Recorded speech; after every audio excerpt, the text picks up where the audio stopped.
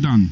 Leeds 3, Wolves 0. Leeds comfortable, job done in a dominant first half. They're now 9 points clear of the drop zone with back-to-back wins for the first time in this Premier League season.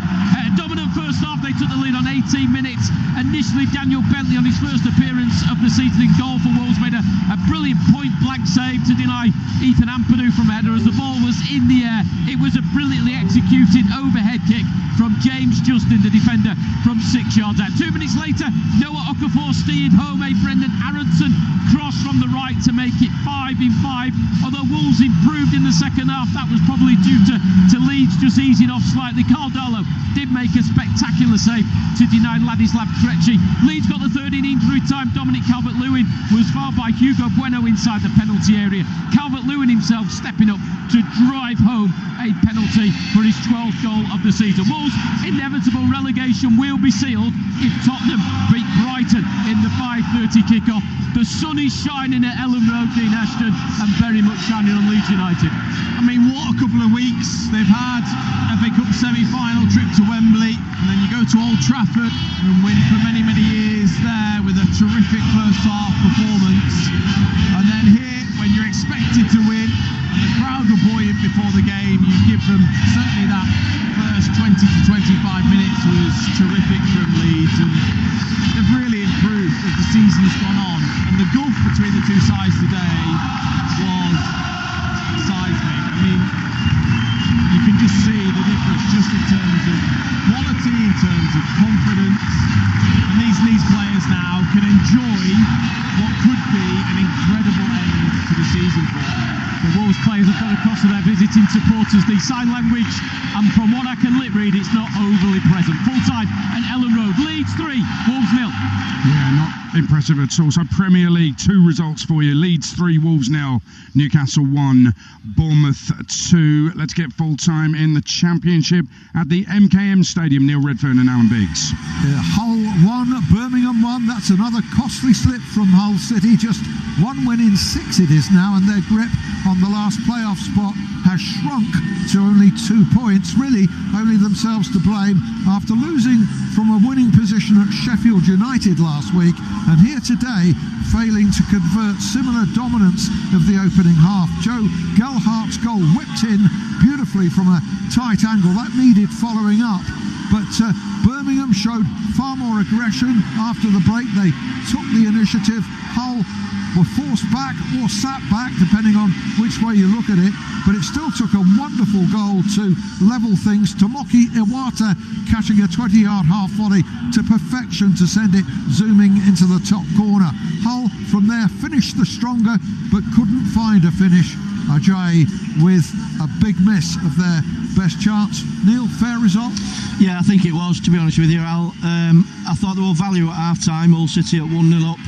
But second half, they didn't pick up, nowhere nearly well enough, and they got the foot in the door. Did Birmingham, created the chances, the better of the chances, got themselves up the pitch, far more aggressive, far more assertive. The goal was a cracker, the equaliser from Iwata, and like they did offer a little bit of a threat in the last 10 minutes, Hull City, but it was too little, too late, and the season seems to be fizzling out as regards playoff spot for me, because you can't play like that and stay in them top 6 places. As I say, it's just down to 2 points, nearly 23,000, most of them disappointed at the MKM. Hull 1, Birmingham 1. We know that Cardiff have been promoted after their win at Reading in League 1. Let's go into League 2 full time at Crewe. TalkSport Alan Bridge. Yeah, it's finished here. Crewe 1, MK Dons 3. That means just a single point from their final 2 games against Tranmere or Fleetwood would see MK Dons join Bromley in League 1 next season. That's because of their vastly superior goal difference, helped by the fact that in 22 away games they've scored 44 goals on the road, the most in the EFL. 3 more of them today. 2 headers in the opening 45 minutes from Nelson and Ekpiteta. A third added in the second half by Gilby, with a lovely finish from the edge of of the penalty area. Both sides hit the post before Thibaut, the half-time sub for Crewe, managed to poke one home from close range late on. Over 1,000 away supporters in the ice cream van stand on the far side were singing "Stand Up If You're Going Up." They were in a sun trap. They've had a cracking afternoon. One more point required for them to see MK Dons into League One. For Crewe, the playoff hopes have gone. It's another season in League Two for them next season. A great afternoon for Paul Warne and his side, and a really good game of football. Finished Crewe 1, MK Dons 3. Yeah, he's not joking. It is called the Ice Cream Van Stand. I was there a couple of weeks ago at Gresty Road. Leeds 3, Wolves 0, Newcastle 1, Bournemouth 2 in the Premier League. I'll run through all of the full-time results at around about 5:15. Full classified check, the only one on national radio, is coming up on TalkSport. But Spurs Brighton at 5:30. Let's take a look at the latest odds, all thanks to Betfair. Odds update on TalkSport with Betfair. Play in a different league this season with Safe Sum from Betfair. 18+, gambleaware.org. So Tottenham against Brighton coming up at 5:30. Spurs are 9-5. The draw is 21-10. Brighton 11-10. First goal scorer market: Welbeck 9-2. Solanke 13-2. Xavi Simons 9-1. And the specials market: Solanke to score, Spurs to win, both teams to score, 13-2. It's all thanks to Betfair. 18+, gambleaware.org. Odds update on TalkSport with Betfair. Play in a different league this season with Safe Sum from Betfair. 18+, gambleaware.org.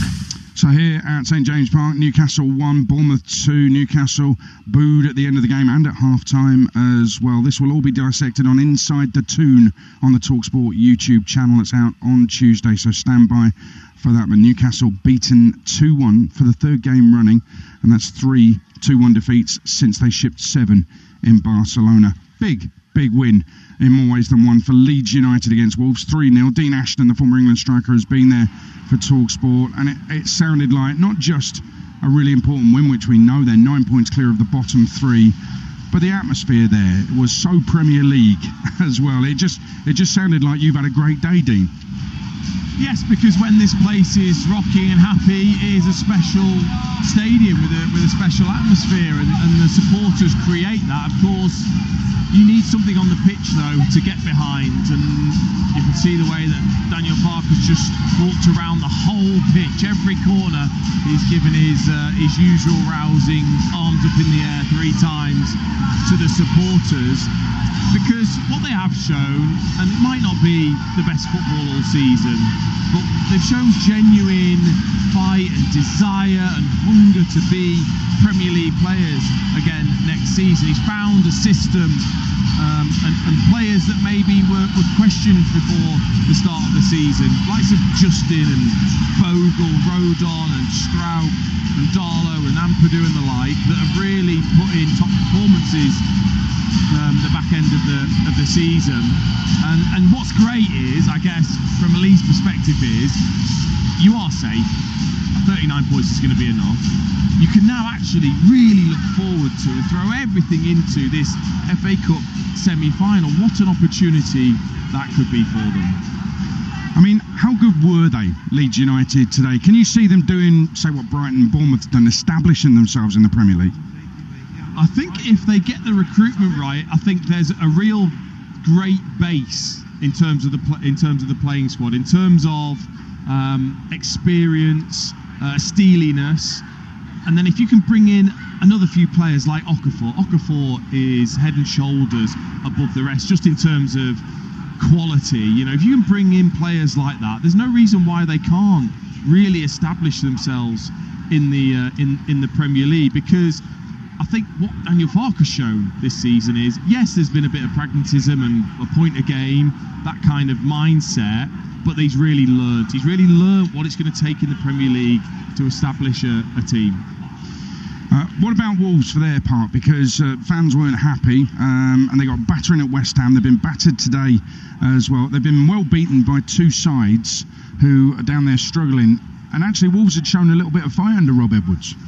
Yes, and look, I'm not one that thinks there should be bad language, etc. towards players, but today's one of those cases where you've got to take that. You have to stand there and take it, because the performance has been nowhere near good enough. The desire was wasn't good enough. The basics, like I talked about in during the game, it's a privilege to be a Premier League player. It is a privilege to play for a team like Wolves.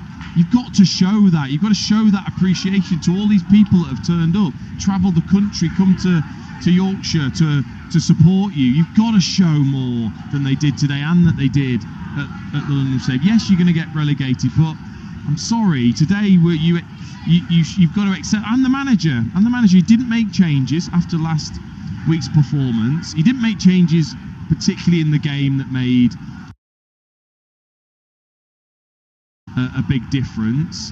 Him and his assistant were shouting things, and the performance just didn't get better. So today's one of those days. I think the supporters deserve to give them a bit of stick.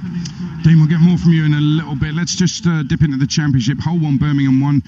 Neil Redfern was there for TalkSport this afternoon. I can't get my head around Hull City. They looked absolutely certain of a playoff place. Indeed, at one point, it looked like they were challenging for automatic, and now it feels like they can't wait to get out the top 6. What's going on there? Yeah, I just think it's disappointing from their point of view. It seems to me like they can't put a 90 minutes together. There's obviously spells in the game where the opposition comes into it, and that's normal in any game. But you know, they gave up a lot of territory today to Birmingham, when really, if they'd have put the foot on the pedal and gone after Birmingham, they were there for the taking, because they were so lacklustre first half, and they were deservedly 1-0 up at Hull City.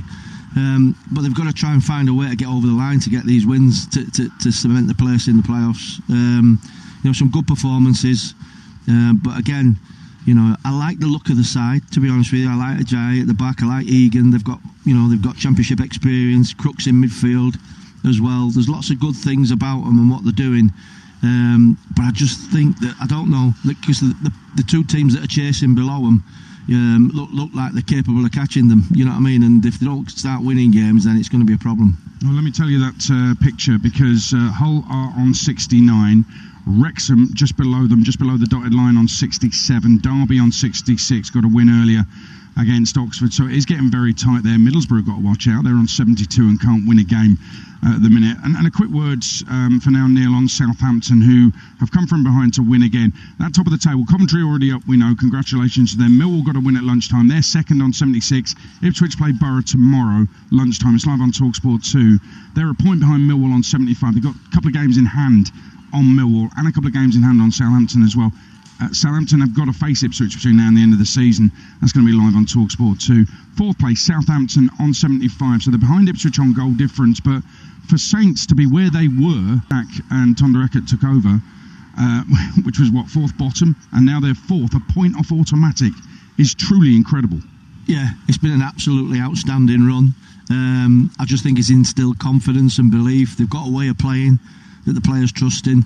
You know, and that's always key, I think. You know, the sides that are successful and get promoted out of the Championship, you know, they have a way of playing and there's a massive belief in it, and they rely on it. You know, they go back to it if it's not quite right. And I think he's instilled that in his players. And he's got players playing better. And that's the hallmark of a top coach, you know, to improve players and make them play better. And I think that's what he's done, he's given them that belief. They've got the confidence between themselves. I mean, that's a fantastic result away at Swansea today, because, you know, Swansea are a side that are capable of scoring goals and beating teams, but to go there and get a 2-1 victory is no mean feat. Do you, with the games in hand, are you thinking it's going to be Ipswich though for that second spot behind Coventry? Well, it's looking that way, you know, with the 2 games in hand and obviously the way that they've been playing, you know, and they've been there before. You know, the manager's been there before. You know, so you wouldn't back against them, but I just think, such as the run that Southampton are on, they're definitely looking over the shoulders of Ipswich.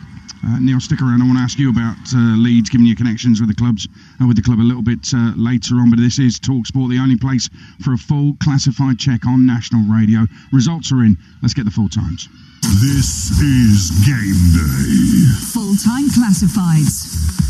In the Premier League, Brentford 0, Fulham 0, Leeds 3, Wolves 0, Newcastle 1, Bournemouth 2, Spurs Brighton at 5:30, Chelsea Man United is at 8. It's live and exclusive and only on TalkSport. Championship, Derby 1, Oxford United 0, Millwall 2, QPR 0, Portsmouth 1, Leicester City 0, Bristol City 2, Norwich City 4, Hull City 1, Birmingham 1, Preston 0, West Brom 2, Sheffield Wednesday 1, Charlton 1, Swansea 1, Southampton 2, Watford 0, Sheffield United 2, Wrexham 2, Stoke City 0-3, AFC Wimbledon 1.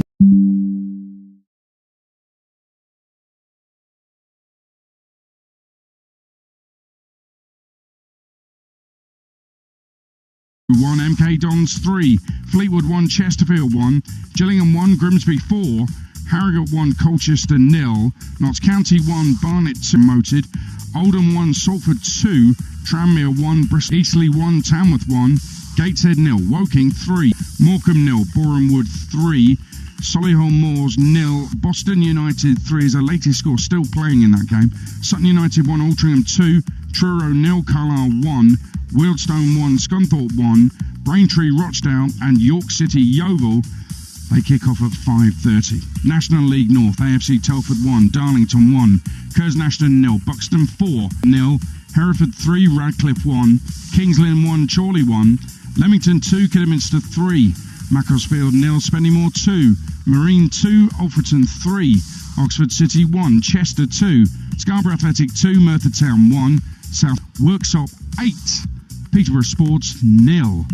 National League South, Chesham United 0, Chelmsford 2, Chippenham 1, Hornchurch 3, Dagenham and Redbridge 0, Western Supermare 0, Dorking 1, Bath City 3, Eastbourne 2, AFC Tottenham 3, Ebbsfleet 4, Hampton and Richmond Borough 0, Enfield Town 5, Slough Town 2, Farnborough 1, Tonbridge Angels 6, Maidenhead 1, Dover Athletic 0, Maidstone 2, Worthing 1, Salisbury 2, Horsham 1, Torquay 1, Hemel Hempstead Town 2. Scottish Cup semi-final, Dunfermline 0, Falkirk 0 after extra time. Dunfermline won it 4-2 on penalties. Scottish Championship, Airdrie 2, Partick 2, Arbroath 2, Wraith Rovers 1, Morton 0, Queen's Park 0, Ross County 2, Ayr United 1. Scottish League 1, Alloa 2, East Fife 0, Cove Rangers 2, Stenhousemuir 0, Inverness Caledonian Thistle 1, Kelty Hearts 0, Montrose 0, Hamilton 2, Peterhead 1, Queen of the South 1, Scottish League 2, Annan Athletic 0, the Spartans 2, Clyde 2, Dumbarton 0, East Kilbride 4, Edinburgh City 0, Stirling 2, Elgin 2, Stranraer 0, Forfar 1.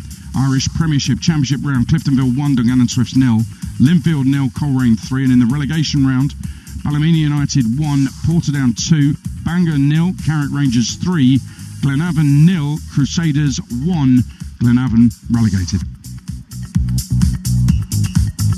Talk Sport with Enterprise Rent-A-Car. Whatever it is, we're here for it. He's having a blinder. He's clipped the post. He's looking formidable. Then substitution. His game might be over, but yours isn't. With Betfair's Safe Sub, your bet simply rolls onto the player coming on. Playing a different league with Betfair. Valid on selected leagues and markets only. Applies to singles, multiples and bet builder bets on qualified player outcome selections. Does not apply to odds boost. T's and C's and exclusions apply. 18+. Gambleaware.org. Game day live on TalkSport with Sky Sports. Stream the biggest Premier League games flexibly with Now. Like Spurs versus Brighton live today. Search Now Sports. 18+. Stream via internet. Terms apply. The wrath of a football nation. Game day on TalkSport. Ball has made a dart to the near post. It's a good delivery, and it's been smuggled into the far post. And Portsmouth have taken the lead. And that is the full-time whistle, and it ends 0-0 in the West London derby. Oh, it's an equaliser from Tomoki Iwata. Hull 1, Birmingham 1. That's really changed the playoff picture. Calvert-Lewin, who joined in the summer after leaving Everton, back in the England squad in the last international break, with a chance to wrap up victory here with a third goal for Leeds United. Right footed, drilled into the bottom left corner. Windass nips in, one touch, prods it past the goalkeeper and doubles his side lead. Wrexham, remember, they've got to win today, really, to keep their playoff hopes alive. Preston 0, West Bromwich Albion 2. The goal going in as you cross to Deepdale is Darryl Dyke, the substitute. Newcastle 1, Bournemouth 2, and it's Adrian Truffaut with the goal. On the volley, it's in! It's in! Unbelievable stuff! Southampton are going to win it! Saints fans going crackers. Cameron Archer just on as a substitute to the rescue. Always drama on a Saturday afternoon. Live at lunchtime on TalkSport, the Fulham keeper Burn Leno produced a stunning late save as they finished goalless at Brentford in a West London derby, 0-0. Their Leeds 9 points clear of the bottom three as Wolves take a 3-0 beating at Elland Road. Newcastle lose again here at St James Park, beaten 2-1 by Bournemouth. England's Tino Livramento went off injured as well. Championship, Southampton won again, coming from behind to win at Swansea 2-1, 16 unbeaten. Saints a point off automatic after Millwall went second with a win over QPR at lunchtime. It's Ipswich Borough tomorrow lunchtime live on TalkSport 2.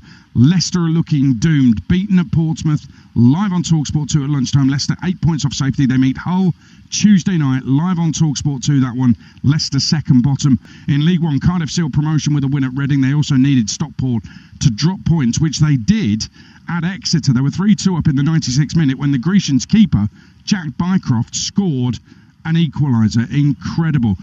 Down at the bottom of League One, though, very quick. It's incredible down there. 2 are down. Rotherham and Northampton. Port Vale looks set to join them. They've got 5 games left. They're 12 points off safety. Wimbledon and Exeter in the relegation zone. And then you've got 3 sides on 51. Leyton Orient are one of them. Peterborough and Burton the other 2, and they meet tomorrow lunchtime. For some bizarre reason, I'm going to the game. I don't know why I put myself through it, but I do. In League 2, Bromley promoted without playing because Notts County lost at home to Barnet. MK Dons won. They now effectively need a point to go up. Cambridge didn't play, but they stay third because of results behind them. Swindon drew. Notts County lost. Salford got a win to go fourth. And down at the bottom, 99th minute winner for Harrogate, who stay bottom, but they're on 36. Barrow on 36 as well. They lost. Newport on 37. Tranmere on 37. Crawley on 38. 2 of those 5 will go down. Most of them only got 2 games left. Incredible situation. Loads to talk about then on the game day phone in. It's Gabby Agbonlahor. Gabby, how you doing? I'm very well, Adrian. Thank you for your service today, Adrian. A legend as always, mate. All the goals as they go in. What a win for Leeds. And listen, there was some boos here at St James Park. Newcastle losing again. It has this feel that Eddie Howe's reputation is intact, but it's got a feel that it might be time up. Yeah, it doesn't look great, does it, Adrian? I mean, Gordon, they say he's got a hip injury, but I'm not sure about that. Doesn't seem right to me. Hall, I'm not sure he come off injured, Adrian, at half-time. Or was it tactical? But Livramento coming off looks like a pulled groin. Elanga again, that's 29 games, 0 goals in the Premier League. Voltamada comes on, doesn't start. Where's Wissa? Doesn't get on the pitch as well. And now Leeds United, Adrian, only 3 points behind Newcastle. Wow. I mean, that's some results then for Leeds this week. It's been a big one for them. And I know you have a thing with Leeds, don't you, mate? And all forgiven, mate, after they beat Manchester United last week. All forgiven, mate. They might win the cup. but that's the thing now, isn't it, Adrian? Because they're more or less safe. So maybe now they can start looking at the FA Cup and saying, yeah, we can have a good go in this. But the standout for me and Max, the Premier League's obviously the biggest league in the world, but Leicester City, Adrian, nearly 10 years since they won the Premier League, and they're going to go down to the League One.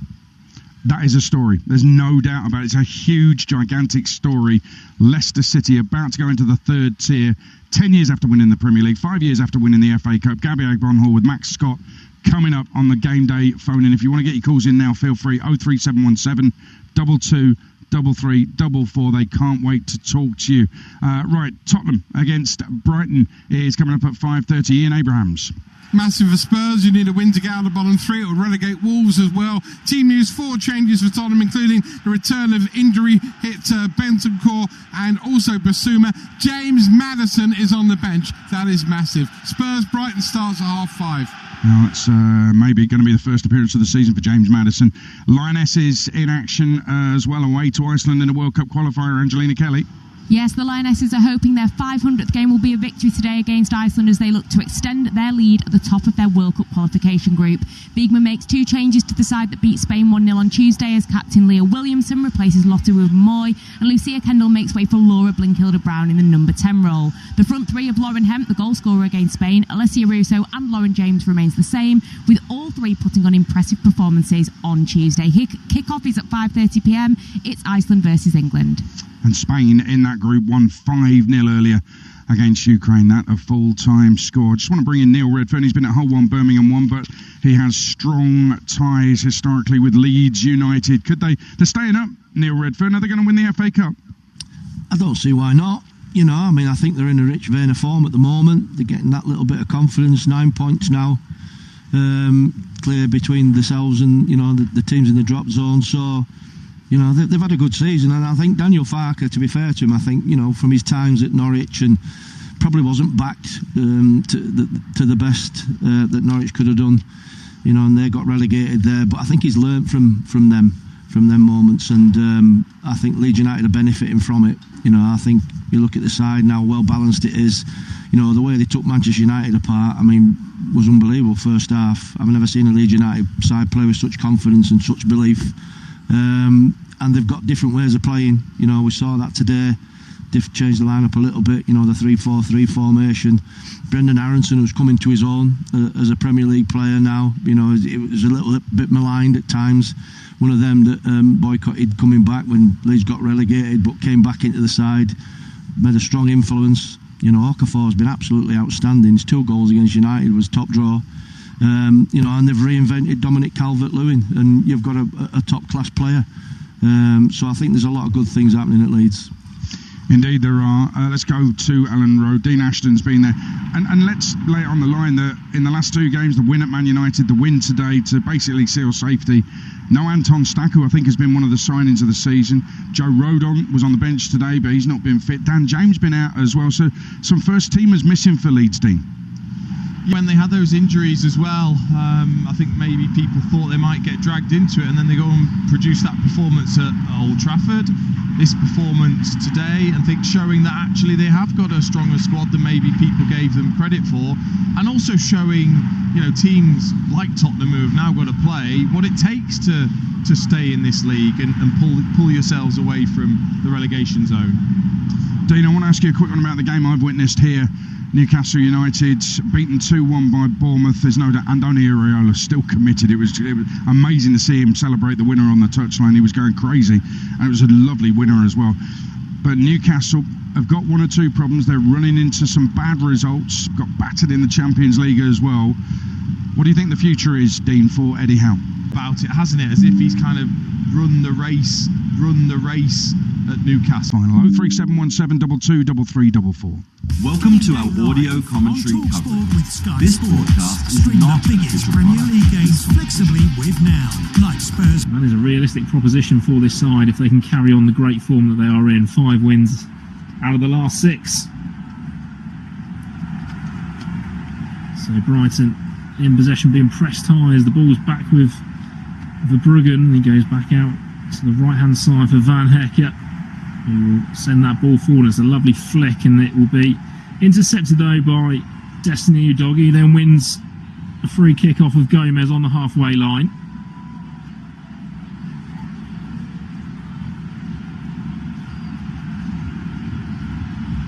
Udogie back to his feet, man, to just check his shoelaces after that tackle from Gomez, the Paraguayan. Tottenham will just settle into a bit of possession with standing captain Mickey van der Ven to former Brighton man Yves Bissouma.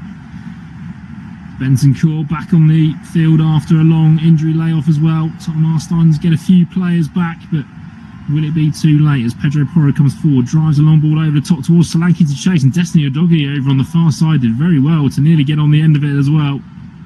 Good keeping from the Dutchman, Bart Verbruggen. Came sliding out to pick up the ball on the edge of the area, but early promising direct signs from the home team. Brighton try and come away on the right hand side. There'll be a free kick given on halfway.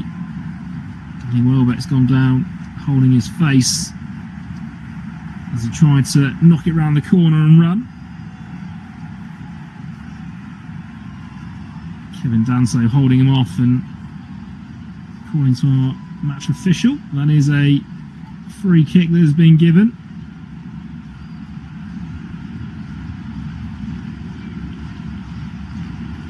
Stuart Atwell in charge this afternoon,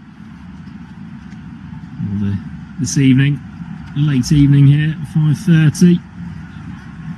There is another game at 8 p.m. tonight as Chelsea take on Manchester United. And Stuart Atwell already given another free kick, and Tottenham trying to take that quickly, and it's a release Dom Solanke, but it's been called back as the ball's already moving.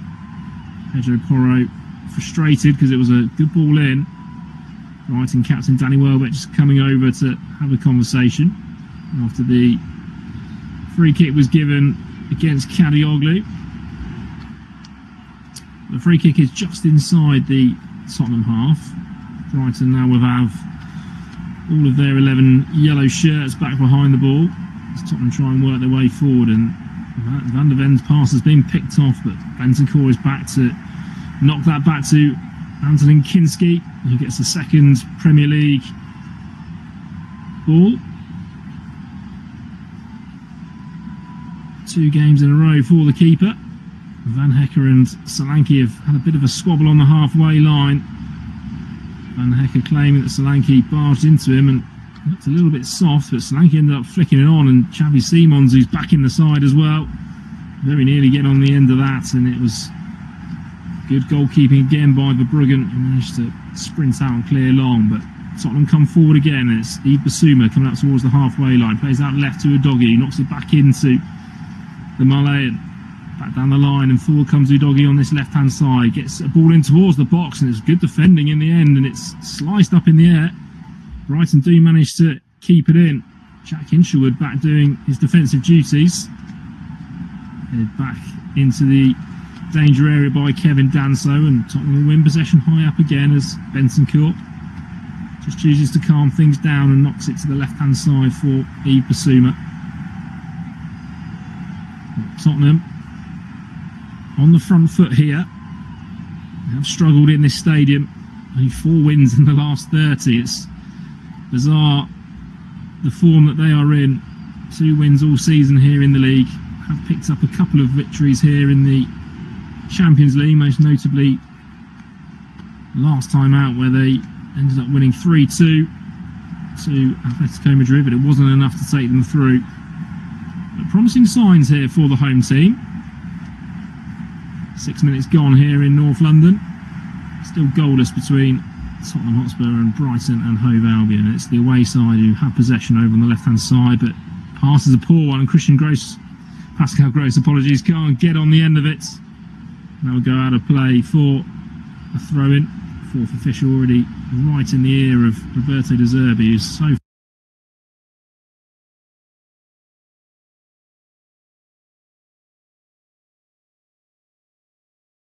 this clearly means to him. So it's the Czech keeper, Kinski. Plays it out to the right-hand side for Kevin Danso. Brighton pressing high, but Kinski will have time just to retrieve the ball back and then go down the left-hand side this time as Van der Ven finds Udogie, who spins away from his man. And that will be a free kick for Tottenham. Another foul by Gomez. 2 now already from the Paraguayan winger on Tottenham's Italian left-back. Tottenham just restart things from the free kick back to the keeper, Kinski, who right-footed drives up towards the halfway line. Gomez wins this header and Brighton can come forward. Turn back towards his own goal and plays it into Kevin Danso, who's taking over the reins at the back there from Christian Romero, who will miss the rest of the season with injury and potentially the World Cup as well. Left the pitch last week in tears. Tottenham expansive ball over to the left-hand side. There's another late tackle on Xavi Simons there, and be another free kick. And it's Gomez again. It's 3 already he's totted up in these 8 minutes, and Stuart Atwell is going to come over and ask for a conversation. Both captains have gone over and trying to get involved as well.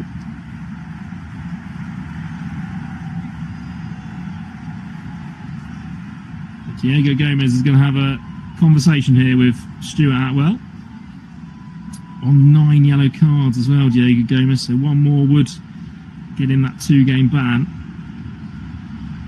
That's FIFA also being spoken to by Stuart Atwell, who's involved in a bit of a tangle after the first tackle. I must say, Up for a pretty hectic game if it's going to continue at this pace between these two sides. Tackles flying in, both sides trying to move the ball vertically on the pitch quickly. Direct passing play all on the floor so far. Could be an intriguing battle, but there's a free kick here for Tottenham. It's inside the Brighton half. Brighton holding a defensive line outside the edge of the D to the area, and it's going to find that Destiny Udogi's been brought down and it's been waved away. No penalty given. Will be checked by VAR. Arnie then ends up trying to shoot and he's clattered Kadioglu, and that'll be a free kick.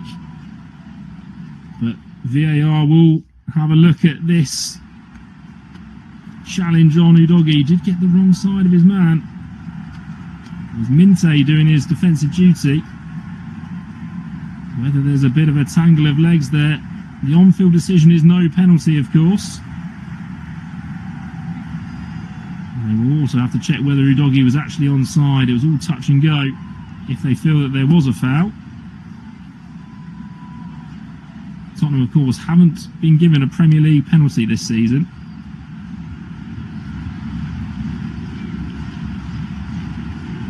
Seen it a couple of times. It's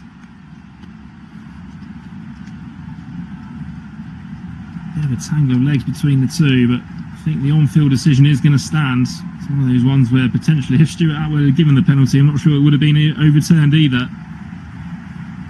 It is the home side who started the brighter. So no penalty given.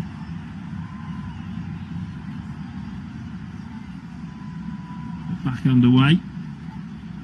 Brighton just trying to get a little bit of possession on halfway, but intercepted by Danso, but it will break into the path of Ayari, who's under pressure from Basuma, and that will be another free kick. Plenty of free kicks being given already.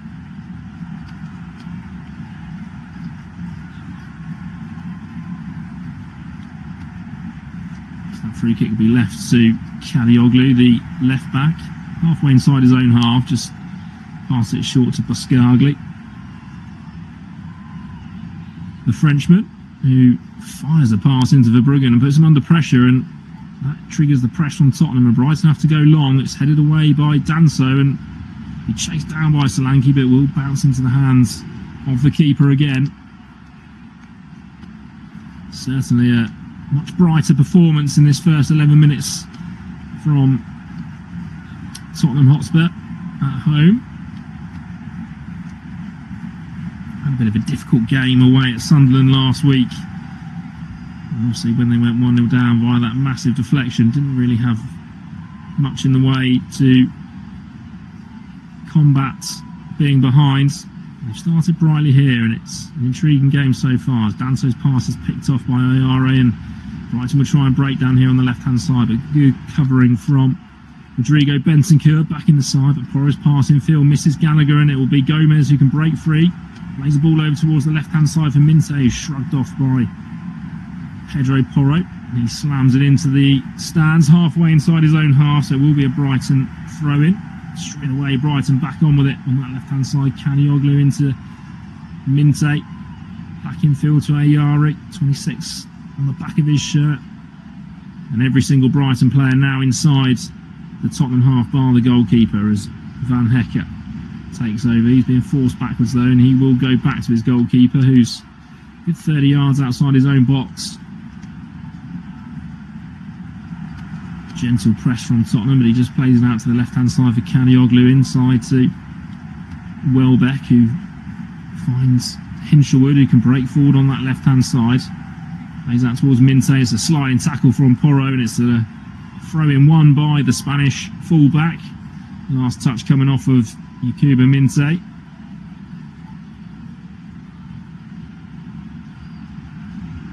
Getting live pictures of Christian Romero, who is in the stands after picking up that knee injury last week. Definitely rule him out of Tottenham's fixtures, and he is in a race to be fit for Argentina's World Cup squad. Clearly very distressed as he left the field last week. Forward come Tottenham again on this left-hand side. It's Destiny Udogi puts the ball in towards the box, takes the deflection, and it's going to fall to Colin, but just bounces away from him, and he'll let that roll out of play for a corner over on that far side in front of the Brighton fans. And after 14 minutes, no real chances on goal just yet. Tottenham had that penalty shout waved late. It's the home side who have been the brighter. Xavi Simons over to take that corner on the far side. Tottenham have scored 14 goals from corners, the second most in the division, and they will be desperate for another one. So it'll be a right-footed outswinger. Goes forward, so is Van der Ven. Ball comes in and there's a foul given by the referee on Kolo Muani, and that was a bit of a waste for the home side, and that will be a free kick for Brighton. Kolo Muani just pulling down, and that's Vifa. Roberto De Zerbi still right on the edge of his touchline. Plenty of instructions, plenty of energy from the former Brighton manager in his new role here. Told the media that his players need more of a father figure than a coach at the moment. Certainly attempted to change some things here. Different formation today with that three in midfield. As Gallagher wins it, it's flicked on to Solanke, who's won a free kick brought down by Van Hecker inside the centre circle. Stuart Atwell took his time to give that one.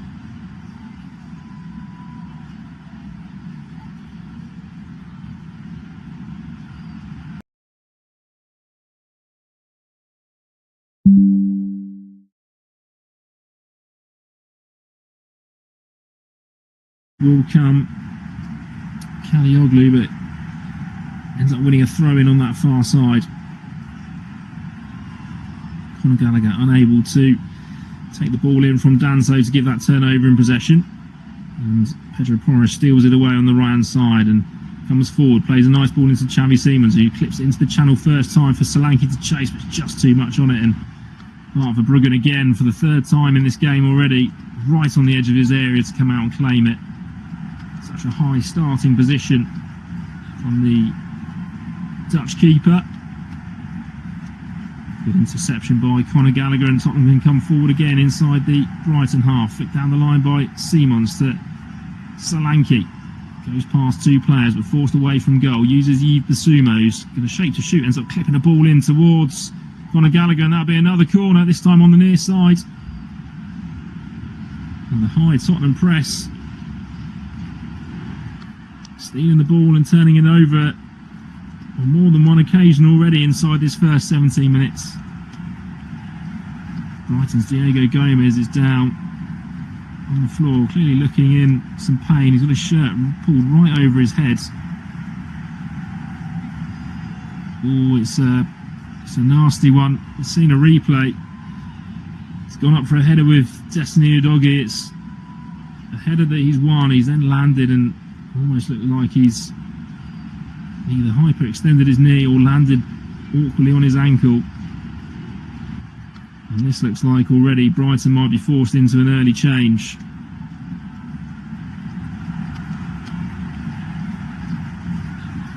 Five goals this season for Diego Gomez. He's second in the list of league goals for Brighton, behind Danny Welbeck, who's miles ahead on 12.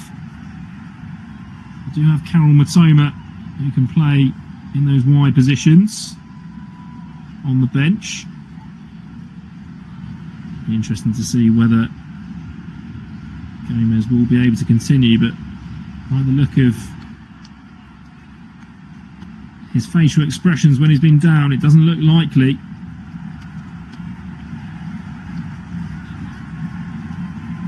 Currently being attended to by the medical side, and he's got his hands over his face, clearly looking pretty distressed. The Paraguayan just pulls his shirt over his face again.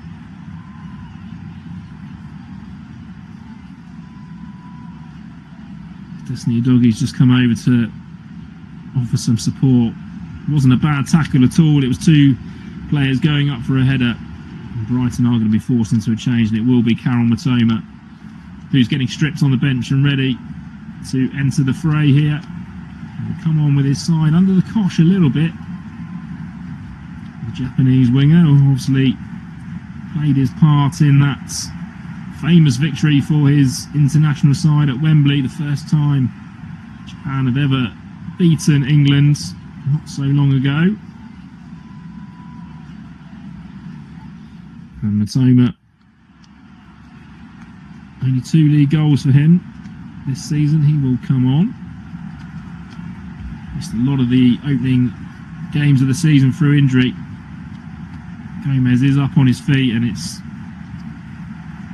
a very short limp off to the side, but he doesn't look in a good way. He gets a nice round of applause from all in the stadium. And it will be, the board goes up 25, Gomez coming off, and 22, Karol Matoma coming on. So 20 minutes gone. That's been a bit of a stoppage there as well, which will be added on. But Brighton forced into an early change, and we will restart with a Tottenham corner on this near side at Pedro Porro.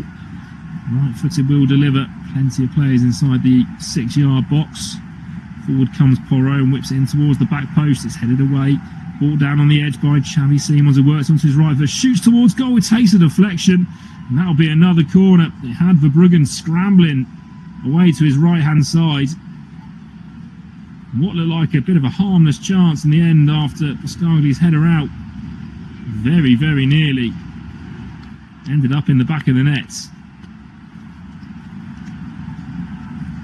And there was poor fortune last weekend for Tottenham in the way that they conceded. That would have been a very fortunate goal there, and same corner on the same side as Porro whips it in towards the back post again. It's deep, it's headed back in by Bentancur, cleared up in the air. Gomez, ball falls to Kolo Muani in the end, and it's over the bar, left-footed. Gallagher attempting an overhead kick in there at the same time.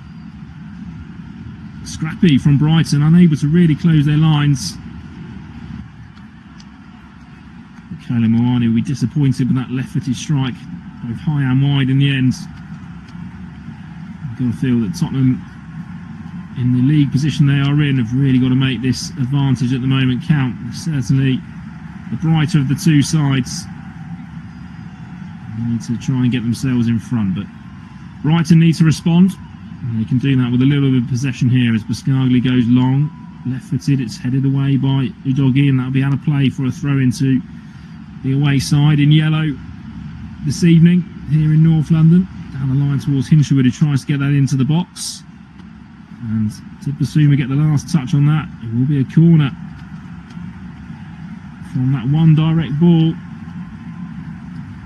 Tottenham will have a set piece to defend here. A left-footed corner from Cuba Minte. Van Heck has gone forward. Veef has gone forward, who of course got those 2 goals against Burnley last weekend in that 2-0 victory. Kinski trying to be protected by his back line, but plenty of players inside that 6-yard area as Minte holds his left arm up and delivers that ball in towards the back post, and it's watched all the way through by Bentancur, and that's harmless in the end. It will go out of play for a goal kick. Minte holds his arms up in apology. 23 minutes gone, still goalless here in North London. Quick start from Tottenham, not resting at all on anything as ball goes long forward. It's headed away by Van Hecker, picked up in the midfield by Conor Gallagher, out to Solanke, who's on the left wing at the moment, and he would drive forward. He's got a bit of space ahead of him, drifts in field, no real options for him at the moment, so just has to recycle play back to Gallagher and then Basuma.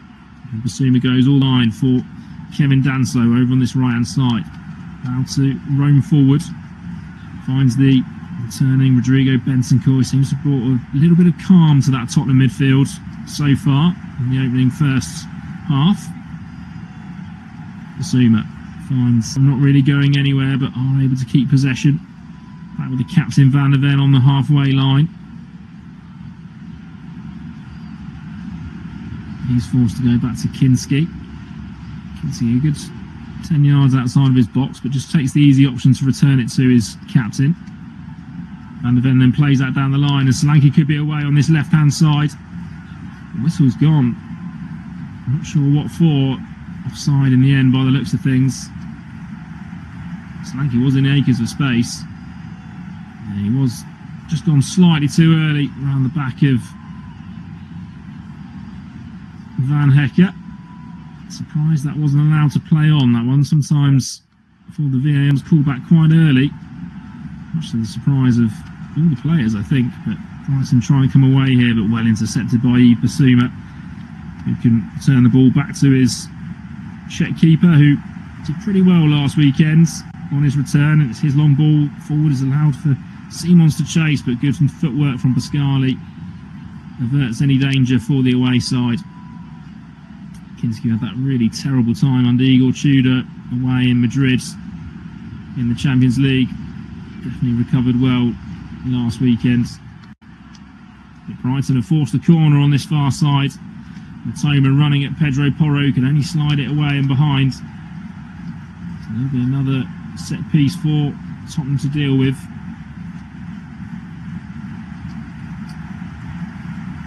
Kinski trying to take quite a high starting position. Not the tallest of keepers, Kinski, and in terms of dealing with set pieces, this ball comes in, it's going to be right on top of him, and he does well to claw it away. And that'll be a throw in on the far side. Sporting a bit of a bandage on his head after that collision with Romero last weekend, but good decisive keeping from the Czech shot stopper. Clawed away with his right hand. Vicario obviously still injured after that hernia operation during the international break. But Brighton got their first period here of possession inside the Tottenham final third. It's going to be a throw in with Vifa, who contemplating the long throw here, ends up going short and get it back to his own feet, and he tries to deliver that ball in towards the box. It's headed away by Yves Bissouma. Clatters Welbeck in the same instance. Pascali then gives it away, and Tottenham nearly steal it high up. And luckily for the away side, it ends up back with Verbruggen, who can launch it forward left-footed, and that is going to release the Brighton forwards. But Kinski does well to come out and sweep that play up. It's gone a little bit scrappy for both sides in the last few moments as Bissouma gives it away to Minte down on this right-hand side. Minte gets it on his left foot, floats in towards the penalty area, delivers a ball in. It's blocked away by Bentancur. It's going to fall back to the feet of Minte, and neither side wants to keep hold of it at the moment as Conor Gallagher then eventually gets his side out of trouble, just flicks it over the feet of Ayari, who then brings him down. It's the first real scrappy period of play from both sides. So much riding on this game. Brighton would love another European adventure, and they know they're in such good position after results in previous weeks. And Tottenham obviously fighting for their Premier League lives. And they're away here on the right hand side. Xavi Simons and Conor Gallagher. Gallagher gets it in the box, gets away from his man, tries to put a ball in, and that'll be another corner. Gallagher looks up to the heavens in frustration, but he has won his side a set piece. Good run down the right hand channel was delivered by Pedro Porro. Tottenham are having a little bit of joy in those wide areas. Man brought in from Atletico Madrid in January, wins that corner, and it's going to be on the far side. It's going to be Xavi Simons to take it, so it'll be an outswinger.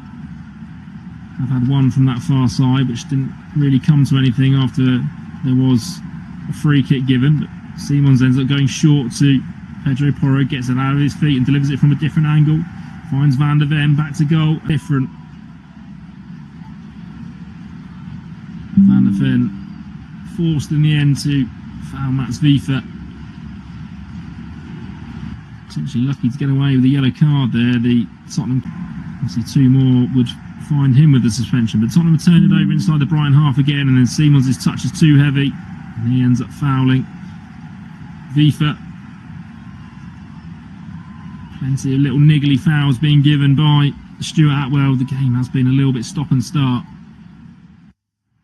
but Tottenham just edging it in terms of shots at the moment. Haven't really had to work Verbruggen. A little bit more in terms of possession as well, but it's the away side who will just try and settle on the ball here inside the Tottenham half at the moment. Van Hecker will take it over the halfway line. He's gone past two players and then flicks it out and carries on his run, and Brighton are away here on this right hand side. Minte puts the ball into the box and it's swept away by Pedro Porro. His pokes pass out towards Udogie is stolen back by Minte. And Brighton on the ascendancy again as Hinshelwood spins away from his man, but it's forced back into midfield for Pascal Gross. Scargley out to Vifa. Now Minte picks up on this right hand side, level with the edge of the area. Simons is back with him. Plays a ball to Vifa, who's forced backwards, but plenty of Brighton pressure here as the ball goes into Ayari. Back out to Minte, puts it in first time. Sliced up in the air by Danso. Not a lot of distance on that one. Tottenham can try and combine to get it clear, and Simons does flick it up towards the halfway line in the end, but it will be Scargley to retain possession for the away team. It's taken 31 minutes, but Brighton now got a good passage of play in this side. Ayari finds Van Hecker. Short passes between the Brighton back line as Tottenham just go into a narrow shape and force it out to Mitoma on that left hand side. Brighton happy just to have possession of the football at the moment as they venture forward down this right hand side now with Van Hecker. Finds Minte against Simons. Flicks it down the line for Vifa, who's going to win a corner here off of Viv Basuma. Basuma's gone down to ground and holding his wrist, but helps himself back up. Basuma, who was frozen out at the start of the season by Thomas Frank, has found his way back in now for this game with Roberto De Zerbi against his former side. Dangerous ball in here by Minte towards the near post, sliced away by Kolo Muani. Doesn't get great distance on it, and Brighton will retain possession out wide with Minte again. Minte goes inside, Simons delivers the ball in towards the back post where there's a free header, is knocked down towards the back post and it's off the line. How that hasn't gone in, I'm not sure. Danny Welbeck thought he had broken the deadlock, but the flag was up anyway. It's Hinshelwood who lurks at the back post, and that is warning signs for Tottenham. But they will be pleased with how they responded to that ball.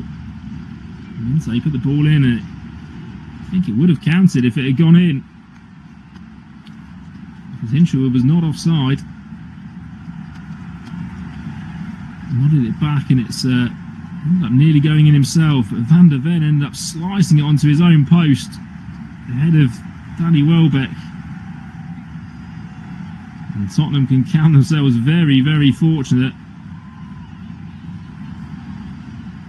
after probably starting the brighter. That last 5 minutes for Brighton has been a little bit of a worrying sign for the home team as they try and fight their way out of this relegation strife they've got them in. Brighton come away on this right hand side with Vifa infield. It's well picked up by AR. He can break forward. He's got the wrong side of Basuma, then brings him down. That'll be the first yellow card of the afternoon, and that will be Stuart Atwell's easiest decision of today. Basuma taking one for the side there, really. Brilliant feat by AR. He got the wrong side of the Malayan midfielder. Bored him down. It's a fourth yellow card for Yves Basuma. So not played an awful lot this season.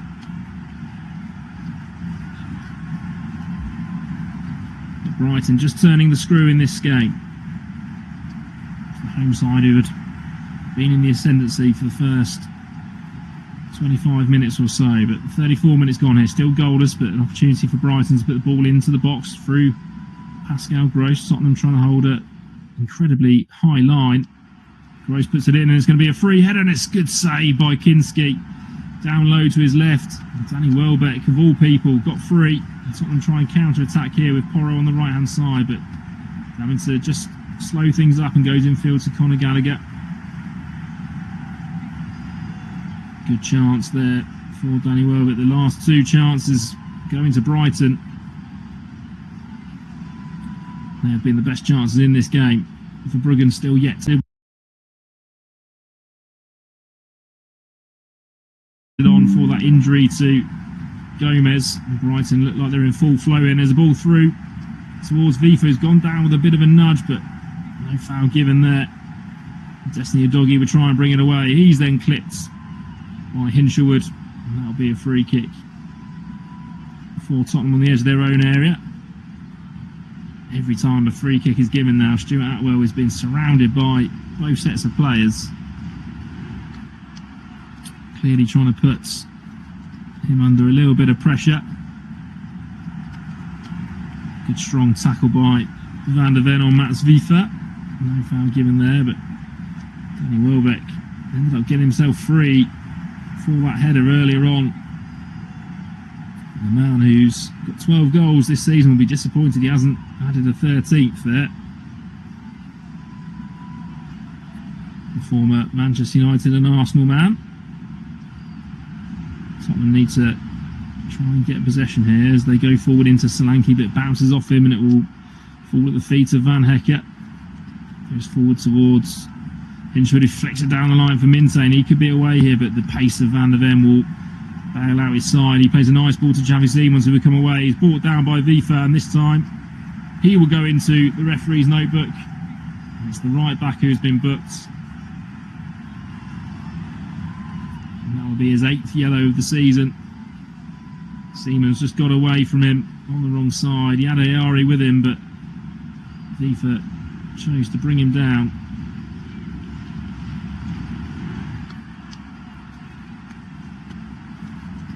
So Tottenham, the free kick on halfway, end up all the way back with Kinski.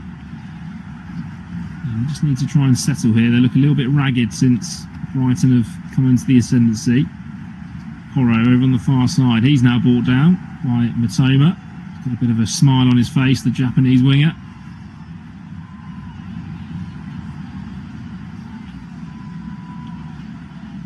Free kick taken short on the halfway line to Conor Gallagher, who chooses to go back to Kevin Danso, who nearly overruns it under pressure from Danny Welbeck. But Tottenham do have it now on this near side. Ibasuma forced backwards. And the Brighton press being very effective at the moment as Tottenham work their way all the way back to Antonin Kinski, who has to drill it forward right-footed. Goes over the head of Udogie and Minte. Solanke would give chase, but Van Hecke should get there first and does a nice little sidestep and then knocks it back to his keeper. And Van Hecke delivers it into midfield. It's stolen away by Rodrigo Bentancur. On halfway, he now bursts forward, does the Uruguayan, finds Simons, who's going to go up against Vifa. They both go to ground, and this time it's a free kick given to Brighton, much to Simons' disgust. Both seem to slip at the same time. Bit of a coming together, similar to the penalty shout that Tottenham had earlier on. This time a foul given. Brighton with possession right down in their own section here, and it's been given away by Van Hecke, and that'll be picked up by Bentancur about 25 yards from goal. Finds Simons on the left-hand side, plays it down the line to Solanke. Solanke gets to the byline, comes in on his right foot. Goes back to Simons on the edge, flicks the ball in towards, and it's headed home. Tottenham have the lead, and it's Pedro Porro with a header, the most unlikely of goal scorers. It's his first league goal of the season, and it was a little chip ball in by Xavi Simons, and the Spanish right back has ventured forward and he's rose the highest. He's got there ahead of Bruggen, and Tottenham Hotspur have the lead. A side that haven't won since the 28th of December finally get themselves in front here. It's been a long time coming. They've probably been the brighter of the two sides in the first 25 minutes. Brighton then had a bit of a spell, but it was poor from Brighton in the end, gave it away. And Xavi Simons, the architect, picked it up on the edge of the area. A little deft ball in of Verbruggen, who's been so good at coming off his line, was just too late to react. And Pedro Porro, free header just ended up heading it into the centre of the goal. And after 39 minutes, we've got our first goal. And it's Tottenham Hotspur 1, Brighton and Hove Albion 0. And that could be an absolutely massive goal for Roberto De Zerbi. And you've got to feel that this stadium needed their side to go ahead. The last league game here was such a disappointment, a 3-0 defeat to Nottingham Forest. They've got themselves ahead here and they've got something to protect. De Zerbi now right on his technical area, just asking everyone to calm down. The fourth official again just pushing him back towards where he's meant to be. And his first section is going to have to be just can they get themselves into half time, but they're away again here. Solanke comes on the left, threads the ball in towards Xavi Simons, puts it on his right foot, hits the post, and it's then going to be struck towards goal, and it's turned over by Verbruggen. What a save in the end, and Tottenham so nearly had a second. Simons off the post, and then Pedro Porro nearly had a second. And how big a chance could that be in this game? Great work from Solanke. He wriggled himself free on the left-hand side. And Simons cut inside, 7 yards out, just passed it past Verbruggen, but ended up hitting the post.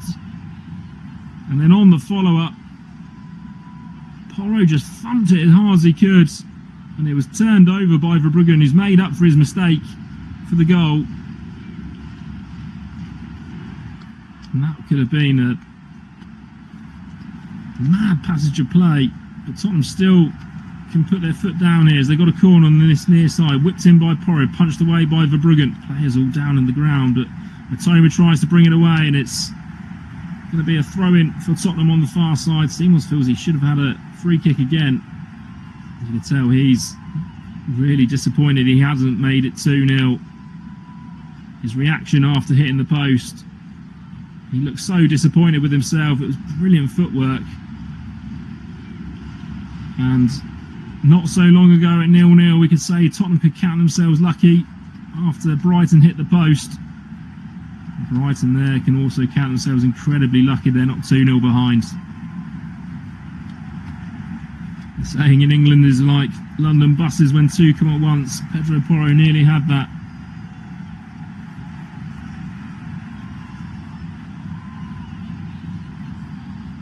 Throw-in's been given to Brighton down in their own areas. They just try and get themselves forward here, and they are away on this left-hand side. He's got the wrong side of Danso, has Matoma.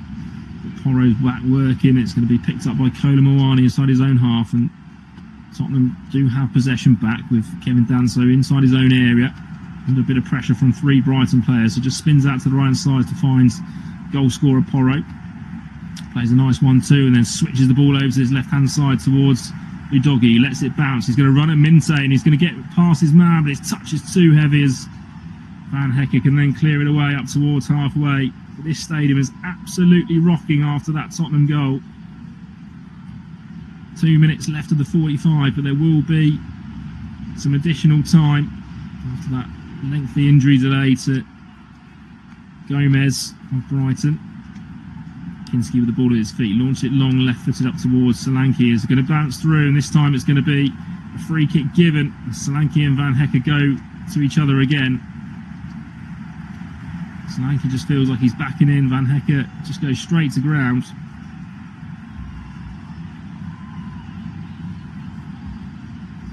Stuart Atwell just in strong discussions with Dominic Solanke. Solanke had only eyes for the ball.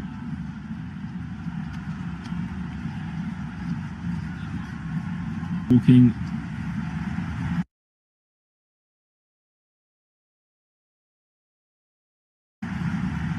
to Van Hecke about the decision he's made.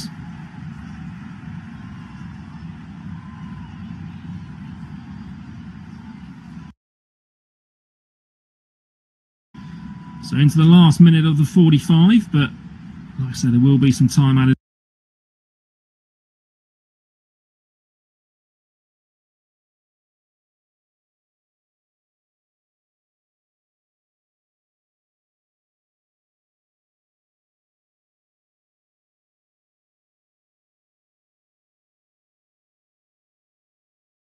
plays the ball forward, and it's going to be cut out, and Tottenham winner throw in right down by the fourth official.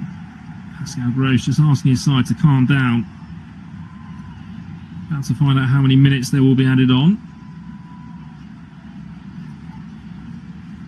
It's 5. Probably too many for Roberto De Zerbi. He would have liked a few less.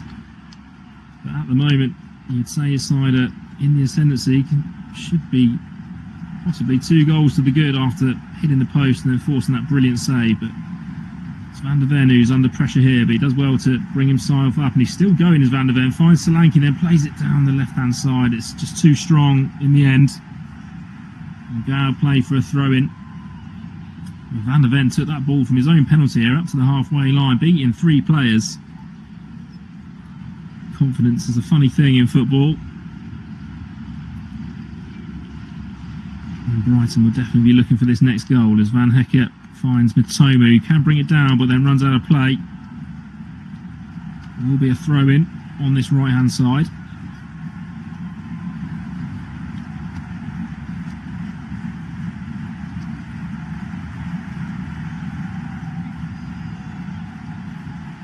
Roberto De Zerbi will be absolutely desperate for his side to get themselves in the lead here,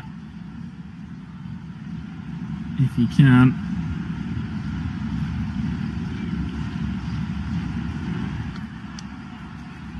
So Tottenham with the throw-in into the feet of Kona Moani, who ends up losing out, but Conor Gallagher's there to try and steal the ball away, but scrappy from both sides, and Kevin Danso comes away with it to Udogie, clips up the line, and it will be Conor Gallagher and Bentancur to try and fight for it. But Brighton turn over that possession, goes in field. Conor Gallagher can try and steal it away, tries to find Simons, who goes down, no foul given inside the centre circle.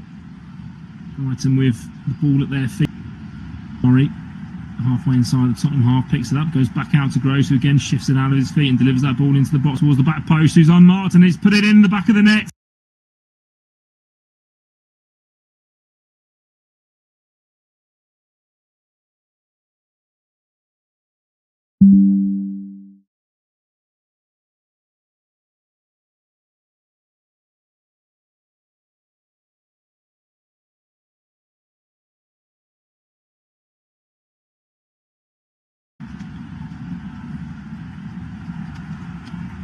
De Zerbi just still prowling his technical area as we play on here. But we pull forward, it's picked up and nicely.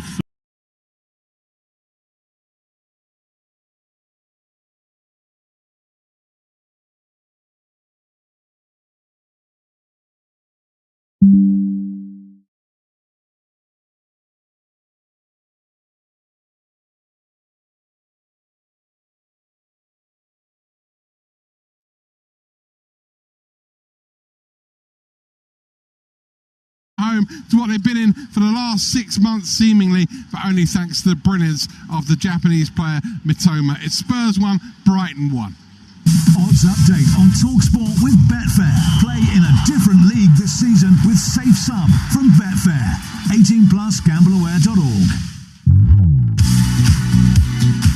Right, let's take a look at the latest odds in that 5:30 game. All thanks to Betfair. Of course, it's currently Spurs 1, Brighton 1. Spurs to win is 2+. BeGambleAware.org.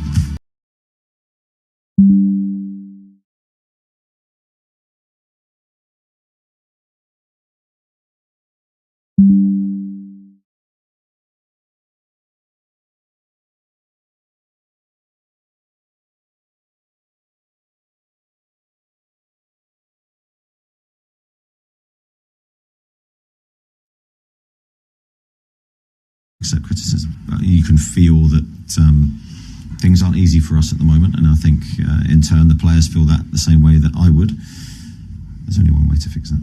Eddie, you mentioned confidence. I mean, you can set a team up, you can set players up and give them instructions, but when a player goes out into the big stadium, people from the supporters might not understand this, but when a player is devoid of confidence, how can you affect it as a coach, as a manager, as a coach of the team?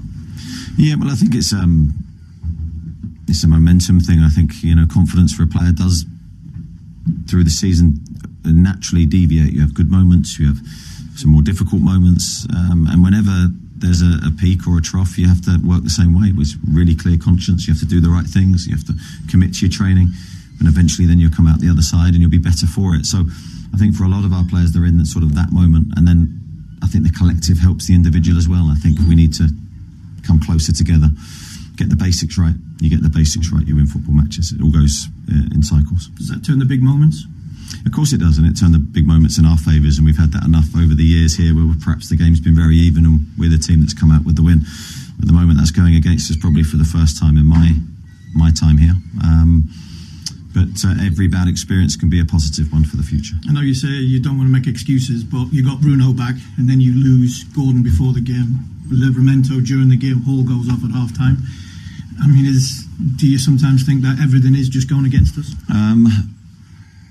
Yeah, I think from my perspective, I can't afford to think that way. I think you have to try and control the controllables. If players get injured, Lewis Hall wasn't injured, but the others were. I think, you have to... Wasn't injured when you took him off at half-time.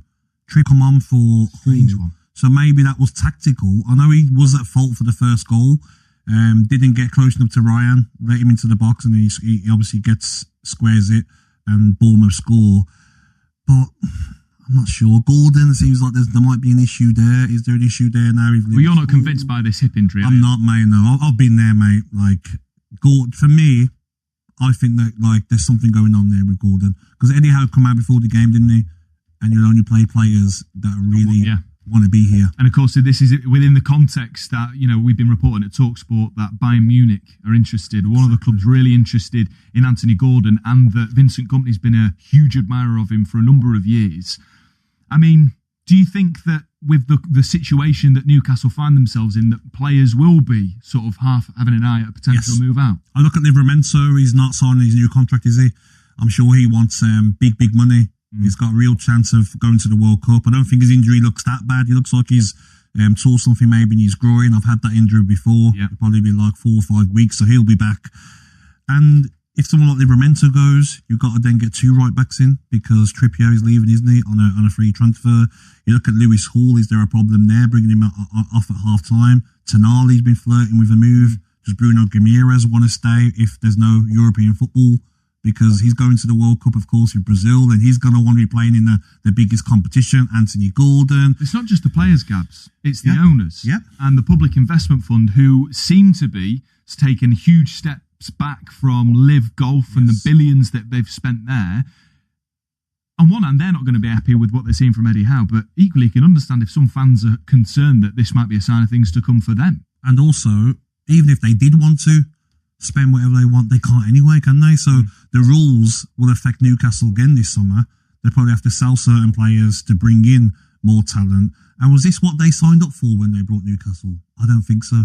I think they signed up for as soon as possible. We want to be winning Premier Leagues. We want to be winning Champions Leagues. We want to be amongst the elite. They're not here for, where are Newcastle? 3 points ahead of Leeds. Which is crazy. They're not here for that, mate. They're here for, we was lucky enough to speak to Chief Executive at Newcastle when we done the show with Jim White and Alex Crook at Newcastle St James's Park, and you can tell just his whole demeanour. They want to be Champions League football back-to-back seasons. So it's going to be an interesting summer, and a summer with a World Cup. So sometimes transfers don't happen to after a World Cup. Well, it remains to be seen. There seems to be so much in the air when it comes to Newcastle after such a historic season, winning that last season, and then here we are, and the club seems to be in disarray, with some fans calling for Eddie Howe to leave the club at the end of the season. Keep those calls coming in, Newcastle fans. Do you think there's any more to this Anthony Gordon absence than meets the eye? A bit like Gabby. Eddie Howe saying he's got a hip injury. He might just have his eyes on Munich. We've got a Millwall fan, a Leicester fan, a Bromley fan, all waiting to speak to us. Busy time in the EFL. Portsmouth fans, wins against Borough, Ipswich, and then Leicester in the space of 10 days. How much credit does John Messino deserve? This is the Game Day phone in on TalkSport. Game Day phone in on TalkSport with Enterprise Rent-A-Car. Here for it. Book now at enterprise.co.uk. Man City versus Arsenal this weekend on Sky Sports. This is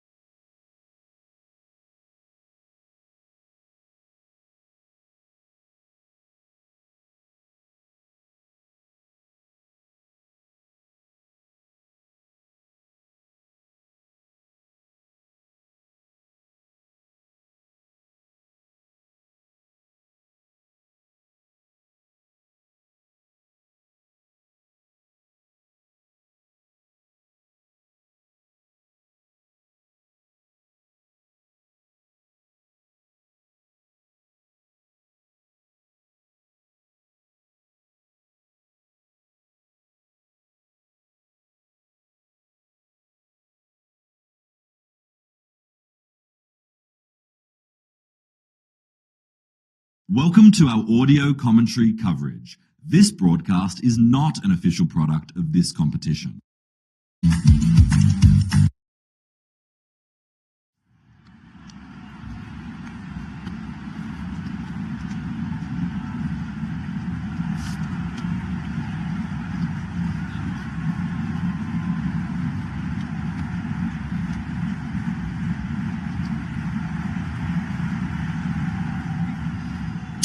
Welcome back to the Tottenham Hotspur Stadium, where after that breathless first half, we're back underway. And Tottenham, the home side, shooting from left to right, and they go long straight away through Kinski. 1-1 after the first half. It was a great half of football. It took to the 39th minute for Pedro Porro to break the deadlock just before half-time. Karol Matoma, first half substitutes, came on to spoil the party in the first half for Tottenham. No changes for either side at half-time. It's Brighton who settle into some early possession. They'll win a free kick over on the far side, a foul by Ibasume, who of course was yellow carded in the first half, so just needs to be a little bit careful with the former Brighton man. And Pascal Gross will be able to deliver a ball in from a very similar position on the field as to where Brighton ended up scoring from. It's about 35 yards from goal over on that far side. It's the away side who have started the first half a little bit brighter here, and it's going to be a dead ball situation for Tottenham to try and keep out here as Grace raises his right arm, comes forward, delivers it in right footed. Van Hecke gets up high, and it's going to be headed into the away fans behind the goal. Danger averted for Tottenham. So as things stand, a point for Tottenham wouldn't get them outside of that bottom three with 5 games to go, and would leave both West Ham and Forest with a game in hand over the North London side. Tottenham will definitely be eyeing 3 points here, and they're away with Kolo Muani, who just can't get the ball to run on for him. But Tottenham turn over possession again with Solanke, who can break forward on the left-hand side, finds Simons. He's got Udogie outside him, but chooses to go infield instead. Simons then delivers that ball in towards the back post, but it's too high for Kolo Muani. He raises his arm, liked the idea. He goes out of play for a goal kick.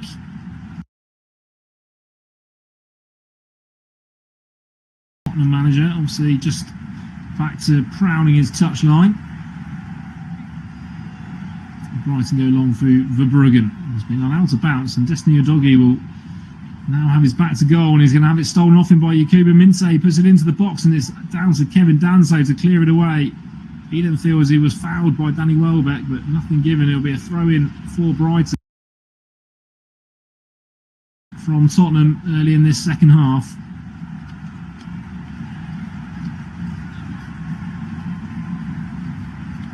Minteh just managed to stab the ball into the box, and luckily for Tottenham, Kevin Danso was first to it.